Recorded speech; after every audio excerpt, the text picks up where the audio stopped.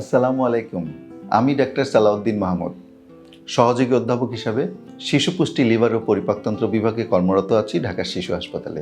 একজন নবজাতকের জন্মের পর যখন তার 2 থেকে 3 দিন বয়স হয়, তখনই দেখা যায় বাচ্চার একটু চোখ, একটু শরীরটা একটু হলুদ হয়ে যায়, যেটা আবার 7 থেকে 10 দিন গেলে পরে আস্তে আস্তে জন্ডিসটা কমে যায়। এটা কিন্তু একদম স্বাভাবিক।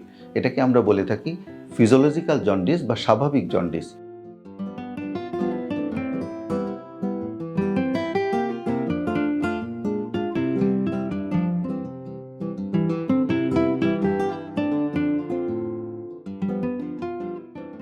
এটা বাচ্চার হয়েই থাকে আমাদের, এবং বাচ্চাদের ঠিকমতো বুকের দুধ খাওয়ালে 7 থেকে 10 দিন বয়সের পরে এটা নিজের থেকেই চলে যায়।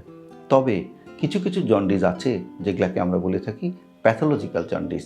প্যাথোলজিক্যাল জন্ডিস হলো যে এই জন্ডিসের সাথে থাকবে একদম গাঢ় কালারের প্রস্রাব আর সাথে সাদা পায়খানা। এরকম যদি কখনো দেখেন যে জন্ডিস আর তার সাথে সাদা পায়খানা, আর সাথে সাথে চিকিৎসকের শরণাপন্ন হতে হবে, শিশু বিশেষজ্ঞ অথবা শিশু গ্যাস্ট্রোএন্টারোলজিস্টের শরণাপন্ন হতে হবে যে কী কারণে এটা হচ্ছে। এটা কি ওষুধেই ভালো হবে, নাকি এটা কোনো সার্জারি লাগবে, অথবা কোনো লিভারের বড় কোনো সমস্যা, সেদিকে নজর রাখতে হবে। তবে বেশিরভাগ ক্ষেত্রেই 90% ক্ষেত্রেই বাচ্চাদের যে জন্ডিস হয়ে থাকে, সেই জন্ডিসটা কিন্তু স্বাভাবিক জন্ডিস, যেটা 2 থেকে 3 দিনে দেখা দেয় আর 7 থেকে 10 দিনে একটু রোদে ধরলেই ভালো হয়ে যায়।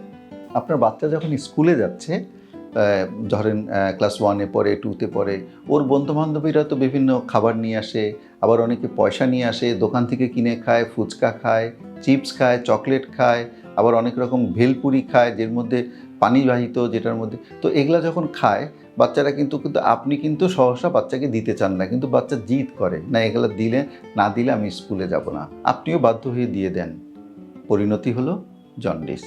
আপনি যদি ওই পানিবাহিত খাবারের মধ্যেই জন্ডিসের জীবাণুটা মিশানো থাকে। সাধারণত বাচ্চাদের যে হেপাটাইটিস বা জন্ডিস হয়ে থাকে, এই স্কুল গোয়িং বাচ্চাদেরই দেখা যাচ্ছে বেশি হয়, এবং তাদের সাধারণত এ ভাইরাস দিয়েই বাচ্চাদের বেশি হয়, আর আমাদের বড়দের হয়ে থাকে ই ভাইরাস দিয়ে। এটা সাধারণত পানিবাহিত রোগ। যদি পানি ঠিকমতো ফুটিয়ে না খায়, যদি দেখা যায় যে বাইরের খাবার খাওয়া হচ্ছে, বাইরের পানিবাহিত যে খাবারগুলো, যেগুলোর মধ্যে এই হেপাটাইটিস এ জীবাণুটা মেশানো থাকে, এবং বাচ্চাদের জন্ডিস দেখা দেয়। প্রথমে একটু বমি বমি ভাব, তখনও জন্ডিস দেখা দেয় না। প্রথমে বমি বমি ভাব থাকে, দেখা যায় স্কুলে যেতে চাচ্ছে না, একটু অল্প অল্প গা গরম, ঠিক সেই বমি বমি ভাবটা সেরে যায়, গা গরমটাও সেরে আসে, চোখটা আস্তে আস্তে হলুদ হওয়া শুরু করে, শরীর হলুদ হওয়া শুরু করে, জন্ডিস দেখা যায়। তাহলে কিভাবে বাচ্চাদেরকে আমরা জন্ডিস বা হেপাটাইটিস মুক্ত রাখতে পারি? খুব সহজ। একদম বাসার খাবার, বাসায় তৈরি করা খাবার, এগুলোই হেলদি। বাইরের খাবার দিলে যেটা হয়, আমার ঘরের খাবারের রুচিটা নষ্ট হয়ে যায়, আর ও খাবার তো কোনোই কাজে লাগে না। ঘরে তৈরি করা খাবার, বাচ্চা যা চাচ্ছে সেটাই আমরা ঘরে তৈরি করে দিলে সেটাই হবে হেলদি খাবার।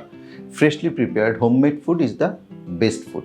আর যখনই বাইরের পানিবাহিত খাবার খাবে, চিপস, চকলেট, ওই যেই খাবারগুলো পানিবাহিত, অর্থাৎ চটপটি, ফুচকা বা ভেলপুরির যে পানিটা, এগুলা যখন খাবে, তখনই কিন্তু বাচ্চার এই পানিবাহিত রোগের মাধ্যমেই টাইফয়েড বা জন্ডিস দেখা দিবে। কাজে আমি আপনাদের অনুরোধ করব, আপনার বাচ্চাদেরকে এই যে টাকা দিয়ে বাইরে থেকে কিছু কিনে খাওয়া, এটা একদমই আপনারা সাপোর্ট করবেন না। আপনার বাচ্চাকে বোঝাবেন, বকাবকি করবেন না। প্রয়োজনে পাশের যে বাচ্চাটা যে বাইরের থেকে কিনে ওকে খাওয়াচ্ছিল, তার জন্য টিফিন বানিয়ে দেন। তাহলে এই দুটো বাচ্চাই কিন্তু এই ধরনের জন্ডিস বা হেপাটাইটিস বা টাইফয়েড রোগ থেকে মুক্ত থাকবে। ধন্যবাদ।